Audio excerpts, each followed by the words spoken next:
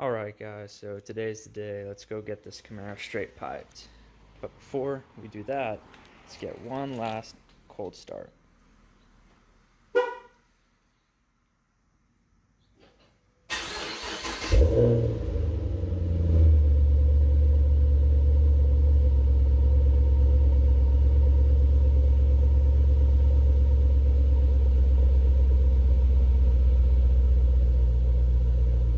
I'm thinking we get one last solid pull in here before we get to the shop.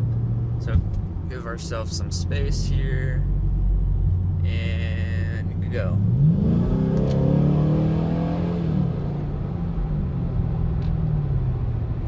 Yeah, still sounds pretty good even with the stock configuration. Well, I guess semi-stock. We've got the Flowmaster on it, but we're gonna see if we can't up that just a little bit more. We are here at the shop. I take my car to AVC. I've actually taken all my cars from the Blazer to the 300 to now the Camaro to this shop, and I can't recommend them anymore. And no, I'm not getting paid to say this. I'm just saying they're a great shop. So if you are in the Noblesville, Carmel, Westfield area, I strongly recommend you guys calling them up and giving them your business. Alright guys, so we got the straight pipes on. I let the car sit for about a day, and we're going to see just how loud this cold start is.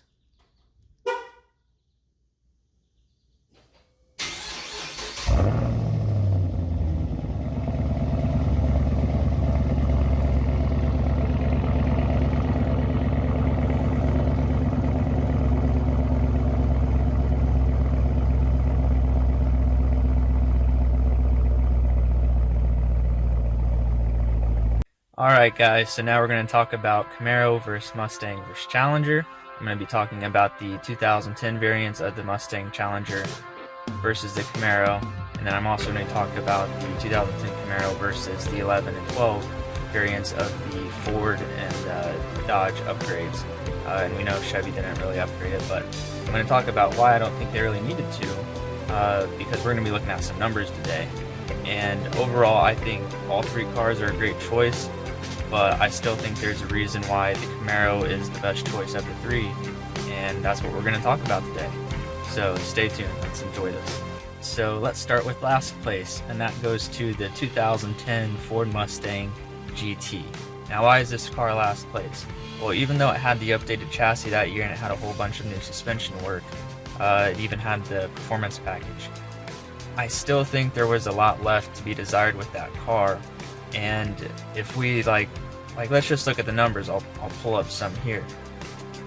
The quarter mile numbers were just, we're talking 13.5s to 14s. Like I scrolled through all the forums that I could for the 4.6 V8 variant of that Mustang, and the numbers weren't there. Now I know that there's other factors about cars like drivability and things like that. I'm sure that car was great. Obviously, like from all the reviews that we see, the car handles pretty well. But ultimately, like with muscle cars and just American sports cars in general, we really like, we like noise. Obviously, we can see from this clip that I put at the beginning of the video. But like, we want speed, we want top end speed, we want quarter mile speed. And although it was okay for its time, at that same exact time, Dodge and Chevy were way ahead of the game. We're talking by like half a second to a full second, as I'll show other numbers for the other two later on. But that Mustang 2010, although it had the new chassis and everything, it had some updated equipment, it was basically as best as you could get for that engine, which is, if you're a fan of the 4.6, then hey, all the more power to you. But I just don't think it's even in the same ballpark as the 2010 Camaro, and especially the 2010 Challenger SRT8, which beat it out by like 110 horsepower. It's just not on the same level of those cars. whatsoever. So next, we've got the 2010 Dodge Challenger SRT8. Now, I picked the SRT8 version instead of the RT like most people compare, simply just because the SRT8 is their top of the line for the time. It's naturally aspirated, and that's probably the most fair car to compare against the Mustang GT and the Camaro SS. So I don't think it's better than the 2010 Camaro SS. It's heavier, and it's ultimately it's slower because of that weight. Now, it is 100% in my opinion, like if I had the choice, hands down, I would choose the 2010 Challenger SRT8 over a 2010 Mustang GT. And here's why. You see, on the interior of that car, although the Mustang was updated for the time, the Dodge just had a much nicer interior, in the sense that, like, the seats, as I'd mentioned in my review video, the seats of that car, they're so good. And like, maybe I just like being comfortable when I'm sitting and driving cars and whatnot. Those were some really good seats. On top of that, I felt like Dodge gave us more equipment for the time. We're talking the Brembo brakes, and then you also had the SRT8 tuned suspension. Like, that was really awesome. And further, you had a touchscreen display Uconnect system, which worked really well. And for 2010, the Camaro didn't offer a touchscreen, and I'm not aware that the Mustang did. And if it did, if it was one of Ford's sync systems, it was probably really crappy, especially the early ones. Uconnect systems, through all phases, have worked really well.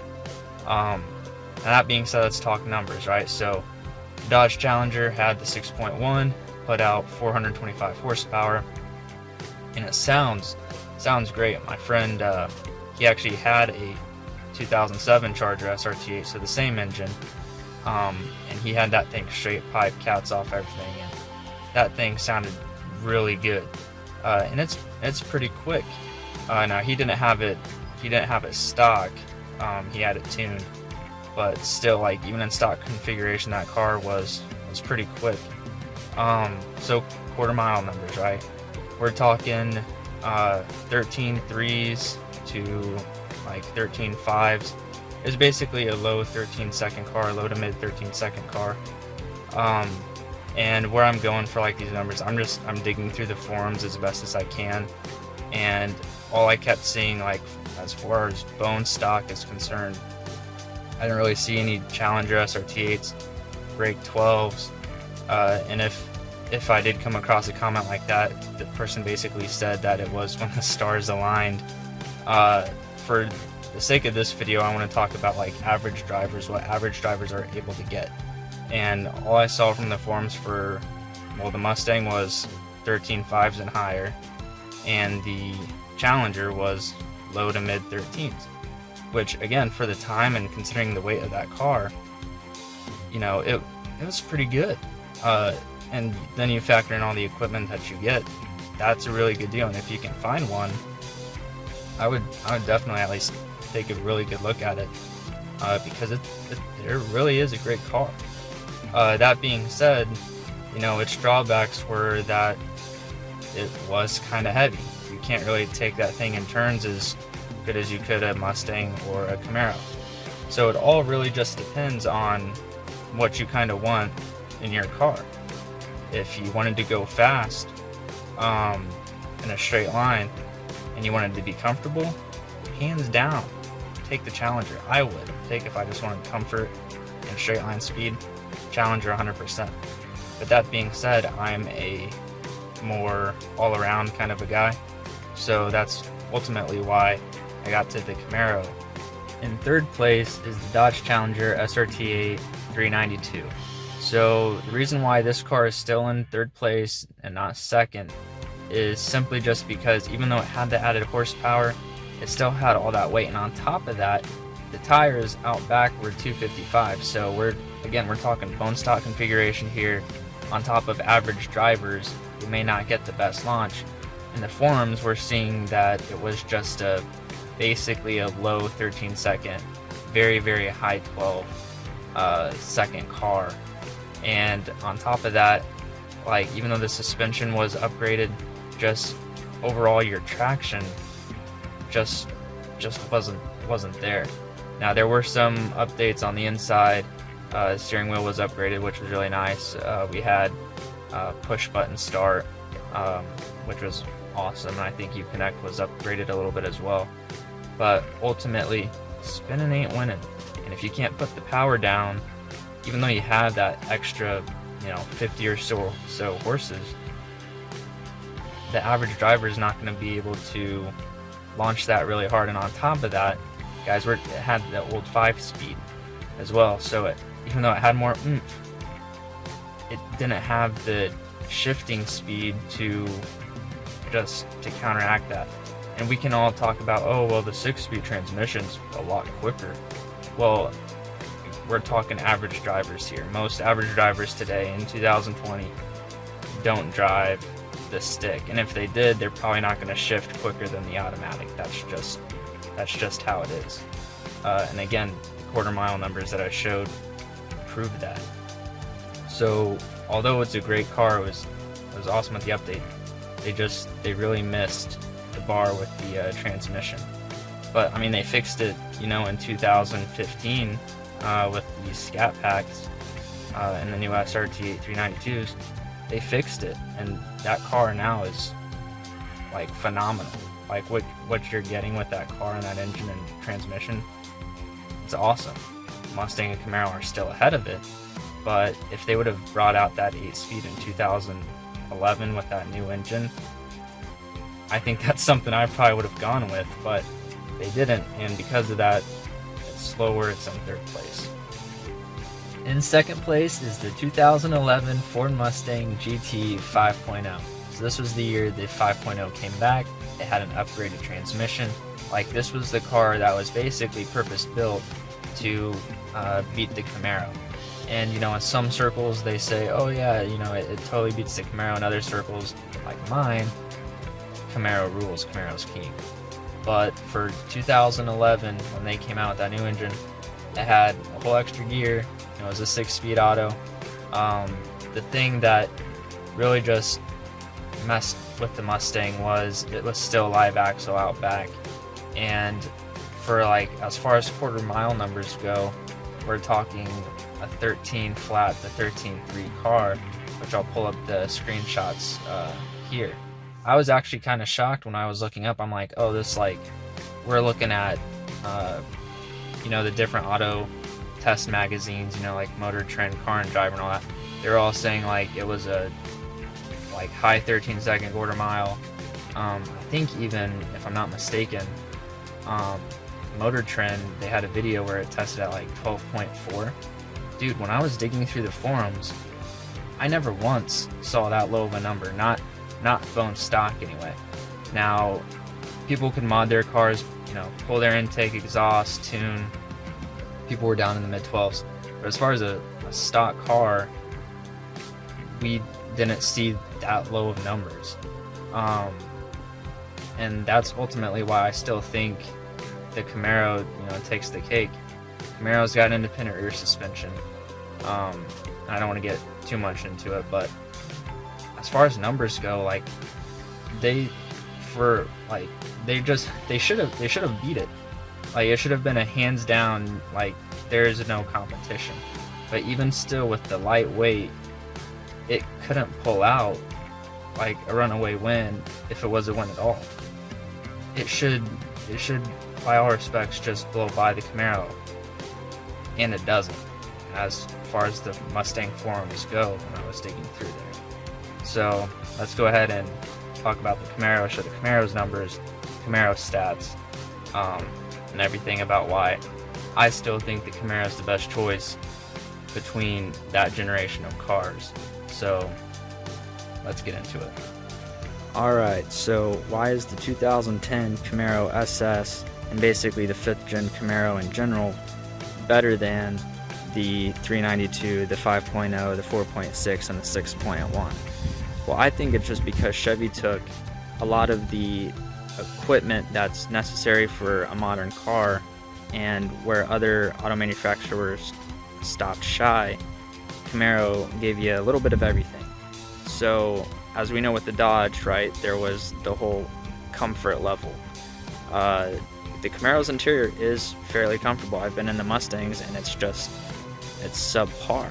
The Camaro has a pretty good interior for what it is. It's not on par with the Dodge, but it's definitely a happy medium. Further, Dodge also had crazy equipment on its cars, like its brakes and its suspension. Well, the Camaro's got 4 pistons all around. So the Mustang, although, you know, is a lighter car, and some argues like, oh, it could handle better. The Mustang didn't even have the equipment. We're talking like the 2011 put Brembos on the front, but it didn't put Brembos on the rear. Like Chevy gave it to you. Next, like, we're talking suspension and weight and all that. Well, the Mustang was lighter. Its typical G-poles were higher than the Camaro and the Challenger, but the Camaro was also a little bit heavier. It's that happy medium between the two. The Mustang's super light, Challenger's kind of heavy, Camaro's right in the middle. Power levels, quarter mile times. Yeah, let's talk about quarter mile times. So I found this list in the Camaro forum. This was the same type of list I tried to find in all the other forums, but never came across it. And if you guys have come across a list like that, I would definitely like to see it. But these quarter mile times, like we're talking a bone stock 6-speed auto Camaro dipped in the 12.7s. I've not seen a 5.0 do that. I'm definitely not seeing a 392 do that. And if you guys have videos or like lists like this one, I like to see it. But the Camaro just gives you better all-around everything. You've got good all-around power. You've got great all-around brakes. You got an independent rear suspension, which the Mustang does not have. They're just like those 3 things combined. Oh yeah, let's talk about the last thing. I mentioned spinning ain't winning, right? So the Camaro stock. Now, yeah, I know these aren't stock tires. Where is it? There it is. So I know these tires aren't stock on the Camaro, but the Camaro does come stock with 275 Pirellis. So the Camaro's got more tire than either of the 2 cars. The Mustang's got 255, and the Challenger's also 255 as well. Now, 255s might be fine for the Mustang, but Dodge really dropped the ball with just 255s. And that's for the 392. I'm pretty sure the 6.1 had 245s. So I don't know what Dodge was thinking when they decided to do that. And for everyone who wants to say, oh, you're a Chevy fanboy, Mopar or no car. Well, look, I've driven Fords, I've driven Chevys, and I've driven Mopars. I actually had a 2011 Chrysler 300, and that car is super comfortable for what it is. I don't think there's like a better car in the class. 300, like if I had to get a family sedan, it would definitely be Charger 300. Chevy doesn't have anything to compete with it. Ford doesn't have anything to compete with it. But we're talking sports cars, muscle cars here, and the Camaro's the best all-around one. Independent rear suspension, nice racing suspension, that FE3, 14-inch rotors, 4-piston calipers, all around. It does everything that it basically does the best of what Ford and Dodge did. They put it all into one solid package, and ultimately that's why the Camaro, for that generation of cars running from 2008 to 2014, that's why the Camaro is best. So if you guys like this video, go ahead and leave a like, drop a comment down below, and I'll probably be coming out with a video on why the 6th gen Camaro is also better than the updated versions of the Mustang and Challenger as well. So take care, have a great day.